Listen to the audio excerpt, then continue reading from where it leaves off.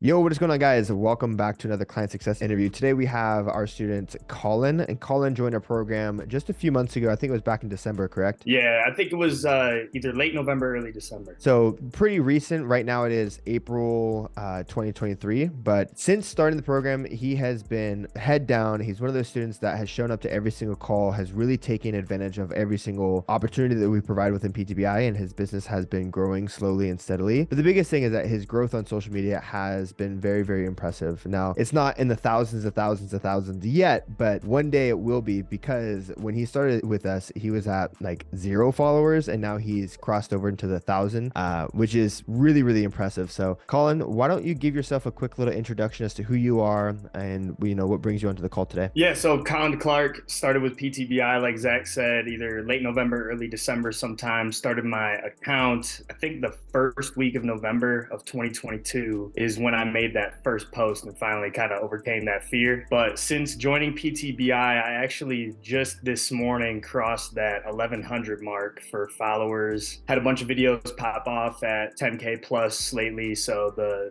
social media growth has been really cool lately. I've been a Division I college sport performance coach for going on almost a decade now, from being an intern to a graduate assistant to full-time in the space, and really wanted to start putting my thoughts out there and clear up some misconceptions that I've been seeing about fitness, performance, health, wellness, and provide a different perspective where I look at things more from a performance-based kind of sports athletic side of things and how to adapt that into a general population model. So that's a little bit about me and kind of where I'm coming from and what I'm doing starting off on this journey. Incredible, man. So, based off my experience, you're a pretty high level coach. You work with athletes in the college setting, correct?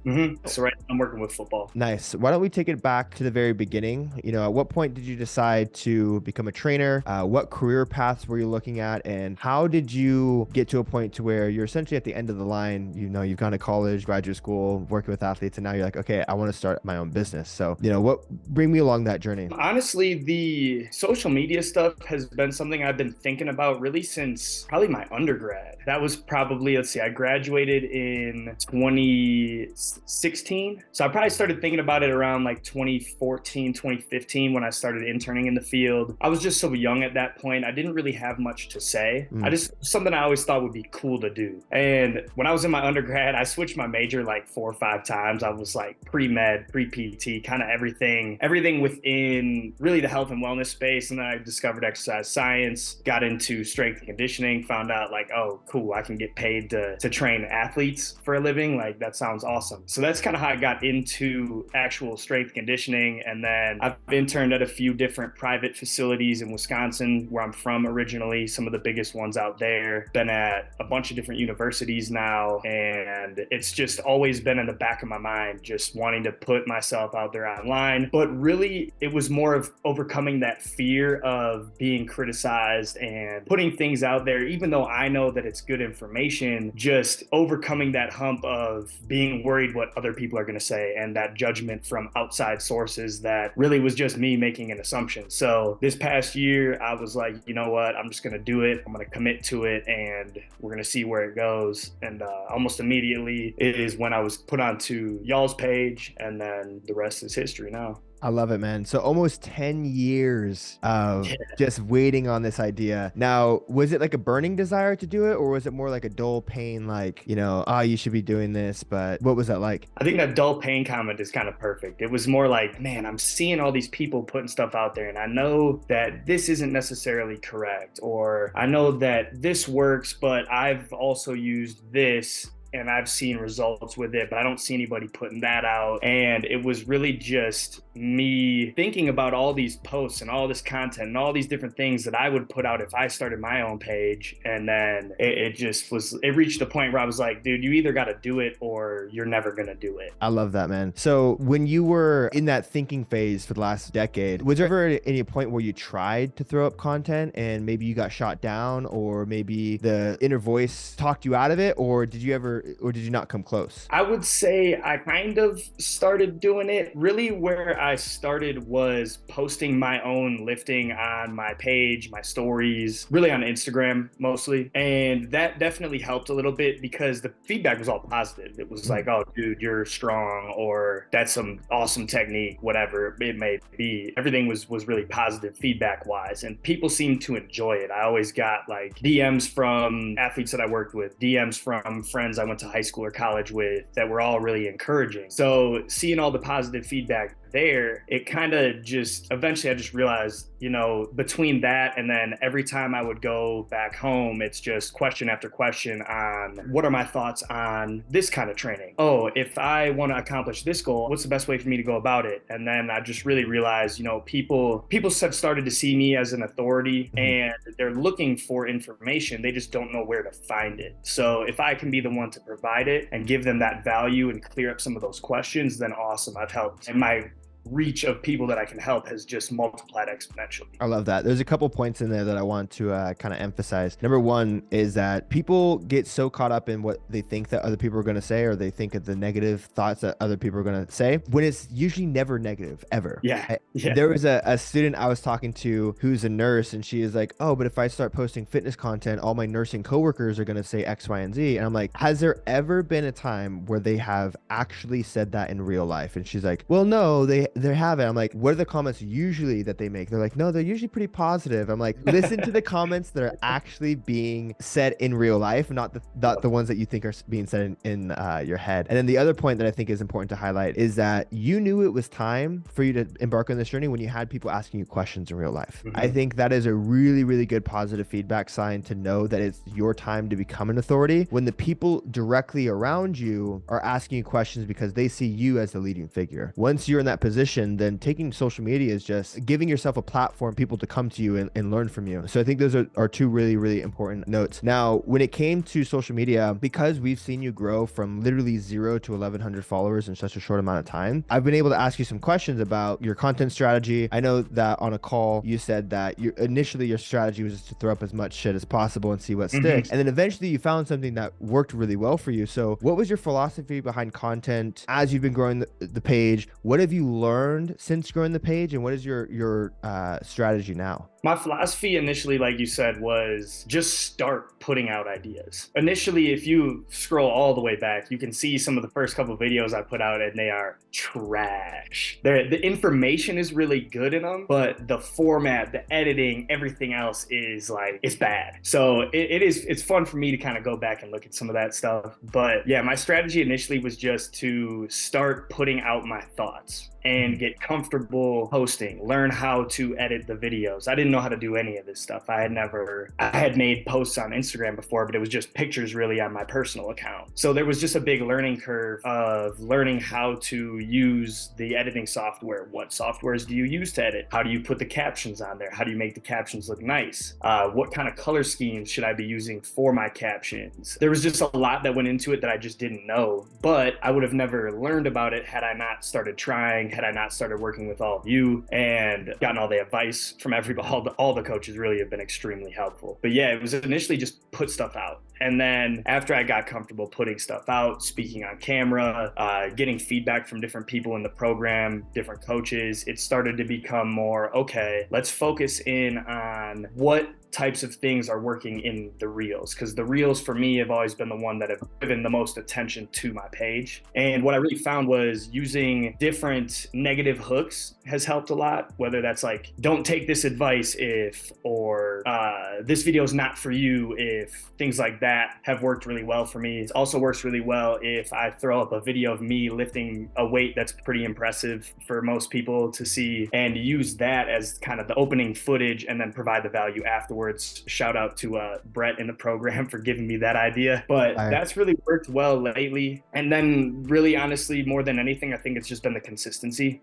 Because I early on made the commitment as soon as I started my page that I was going to do minimum one post a day for as long as I'm doing this, I'm making a post a day. So I think if I look back at it, I've probably averaged 2 posts a day, at least like 90% of the time. I think it's been a combination of of output, figuring out what kind of hooks work, whether that's visual or verbal, and then just being consistent and showing up every day and putting in the work. Because it used to take me an hour to edit a 30-second video, come up with a caption, come up with what I'm going to say. Now it takes 10, 15 minutes tops to do. I love it.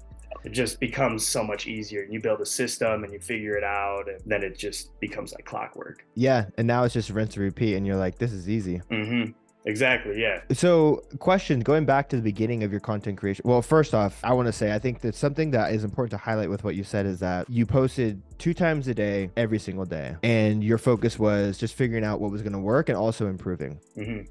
So many people need to hear that. That is so freaking important. We have students that do really well. We have students that, come in and don't do so well. And a lot of the times, the students that don't do so well are the students that come in, they take a week to throw up one post, and then they're like, where's the results? And we're like, well, you need to be consistent with it. You need to throw up, a lot of posts, and, they'll post 1 post a week, and, it's not enough. 2 posts a day is extreme, but the results show. So I think that's really, really important to know, is that your output and your commitment to the output is just next level. The other thing too is, when you're first getting started, did you struggle with perfectionism with your posts and your content? Did you struggle, actually clicking that post button? And if so, how did you get over it? That is something that Jen helped me with a lot, is that kind of perfectionism. And really what it came down to is I realized that me being labeling myself a perfectionist was really me just rewatching the video that I had made 100 times before I actually posted it. It wasn't like I was going in and watching it and making small adjustments here and there. It was just me being nervous about putting things out, which I think the perfectionism thing starts to become a little bit of a crutch or an excuse for a lot of people, because you got to think of this game like it's a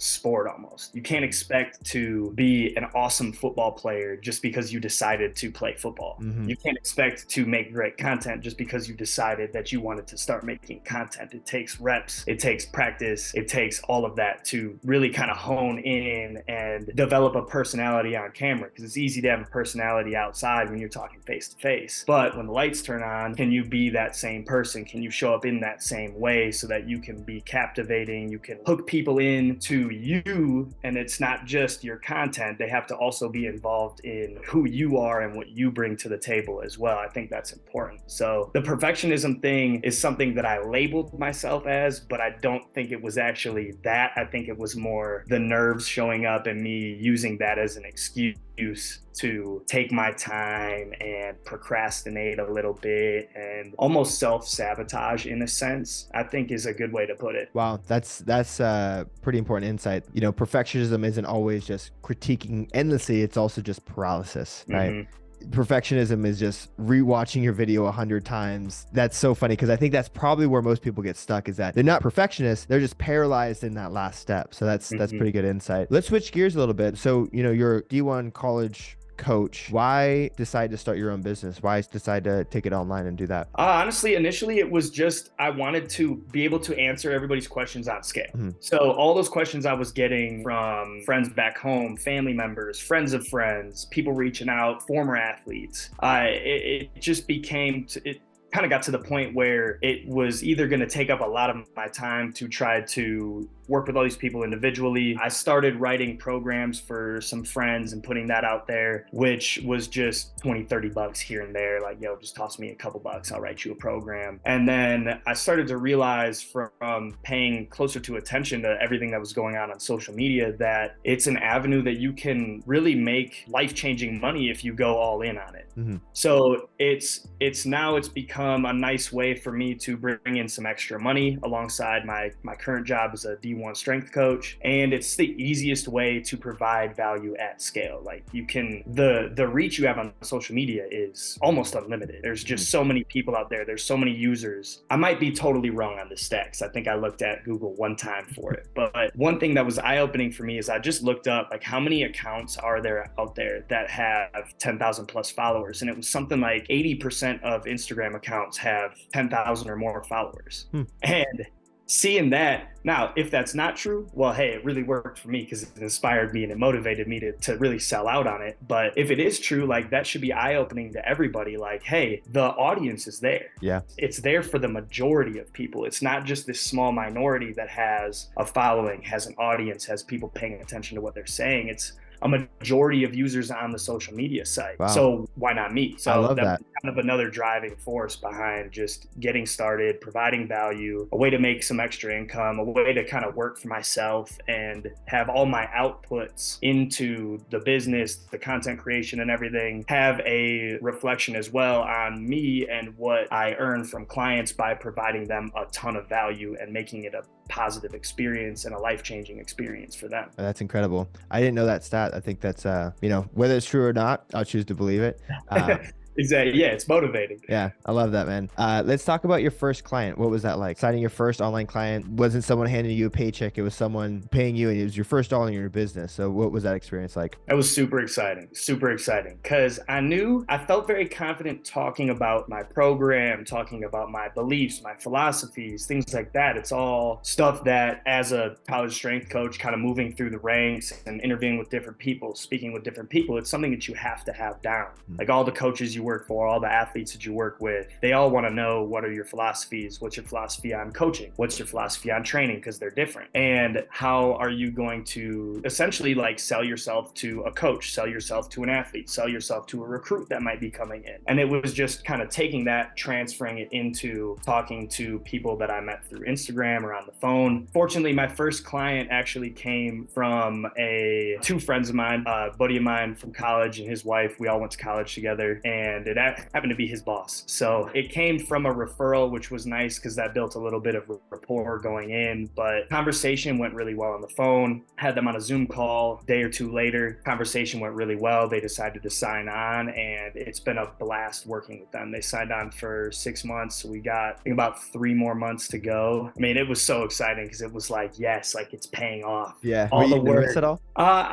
I think I was more excited than nervous. I like to reframe that one too. Like I'm sure you've seen the quote. Like if you look at somebody who's nervous and the signs of being nervous, it's like elevated heart rate. You got butterflies in your stomach. You start to think about like overthink it a little bit. But those are also the same symptoms of being excited for something. Your heart rate elevates. You start overthinking things. You get really like emotionally built up. So I try to reframe it as excited, but it was definitely a little nerve-wracking. But honestly, through conversations with like you, Ryan, Jen specifically, all three of you helped me tremendously in feeling really prepared going in so that I wasn't at this weird spot where I was not 100% sure what I was going to say or how to approach certain objections were they to come up and things like that. So I felt really good going in just because I had prepared so much and I had consulted with all of you on various strategies to use and how to kind of approach that as a conversation so I don't come across as like some weirdo trying to just sell something.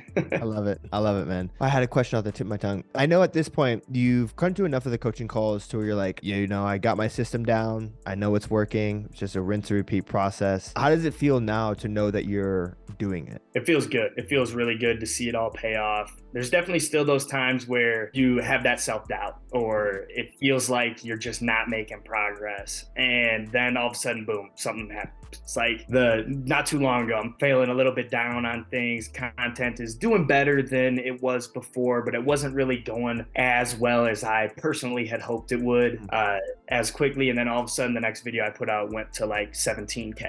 Those are the little moments where it's like, okay, take a breath. Just hold on. Yeah, keep going. It's like you become so focused on the end goal that it's hard to appreciate the here and now. Mm-hmm. But if you stay focused on that end goal and I keep thinking about, okay, this is what it could become. This is what it could become. This is what it could become. I forget about what it is right now. And the little wins that you have along the way are just so important. Those are the things that help you build the positive momentum that just keep you on track and keep that ball rolling. I love that, man. Yeah, when I was first getting started with my coaching business, I had probably at least once a week where I'm like, fuck, is this going to work? Like, is this going to pay off? And now, we have a multi-7-figure business and still at least once a month, I'm like, do I have to go get a job?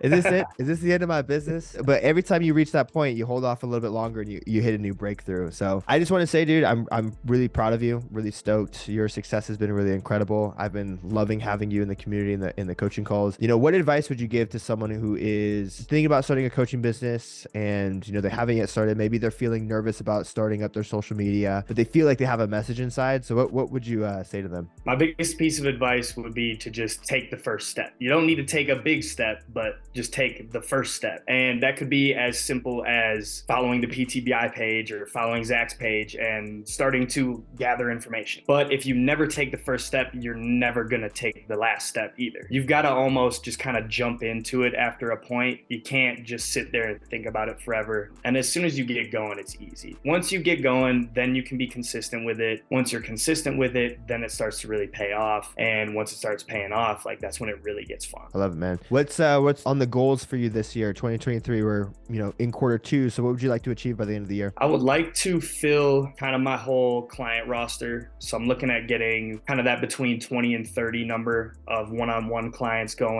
I'm also would like to finalize like a subscription-based model as well for everybody else, because I've got a lot of followers that already are coaches, strength coaches that know what they're doing. They just want a new program to follow, a new philosophy to kind of learn about that they can potentially take some things from and implement in their own coaching business. So that's another thing I'm working on this year. But yeah, I really want to fill the roster up by the end of the year and keep the ball rolling into 2024. Love it, brother.